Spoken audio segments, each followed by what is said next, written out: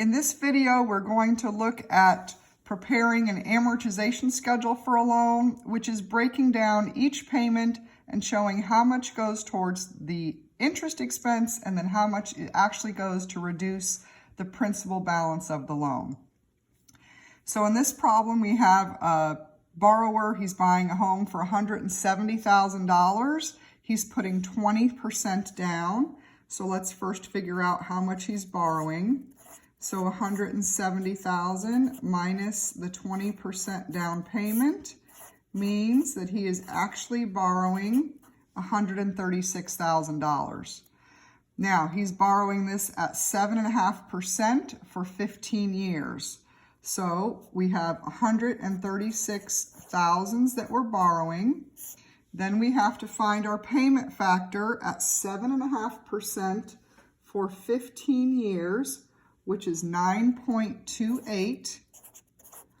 So if we take the 136 that we're borrowing, number of thousands that we're borrowing, times the 9.28, oops, I did 9.25, sorry, 136,000 that we're borrowing times 9.28 gives us a monthly payment of $1,262.08.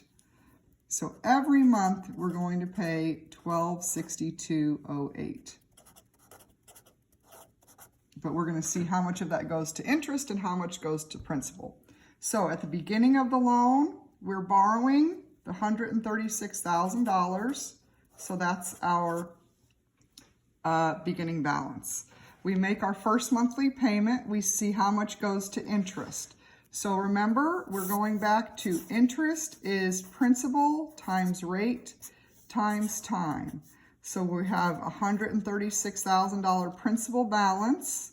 We're borrowing this money at 7.5%, and the time is 1 out of 12 months. So $136,000 times 7.5% times the 1 divided by 12 means our first interest expense amount is $850. So if I'm paying $1,262.08, but I'm putting $850 of that to interest, that means $412.08 will be left to reduce the principal balance of my loan. So I started the month owing $136,000. Now if I subtract the $412.08 in my principal reduction, my new balance is $135,587.92. So the balance at the end of month 1 becomes my balance for the beginning of month 2, $135,587.92. I'm going to again make a $1,262.08 payment, and I have to see how much of that goes to interest. Interest is principal times rate times time. Now my principal balance is the $135,587.92, still at 7.5%, still for 1 out of 12 months.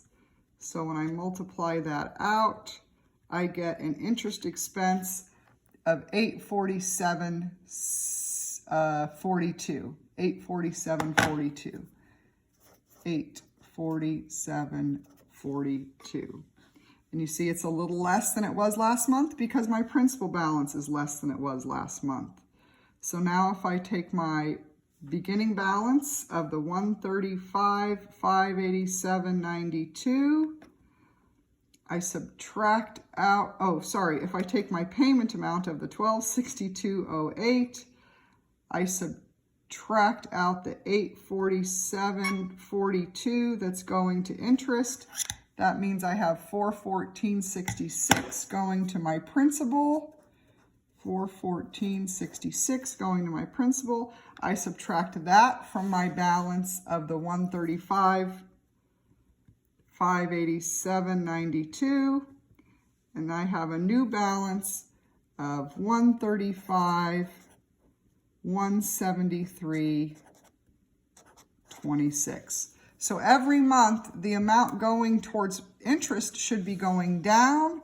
The amount going towards my principal will be going up. You see that early on in the loan, most of the payment is going to interest, less of it is going to principal. As the loan balance gets lower, these columns will eventually change and we will have more money going towards principal and less money going towards interest. If you know how to put together an Excel spreadsheet, you could amortize a 15-year mortgage within a matter of minutes, just setting up a very simple spreadsheet, okay? And that is how you prepare an amortization schedule for a mortgage.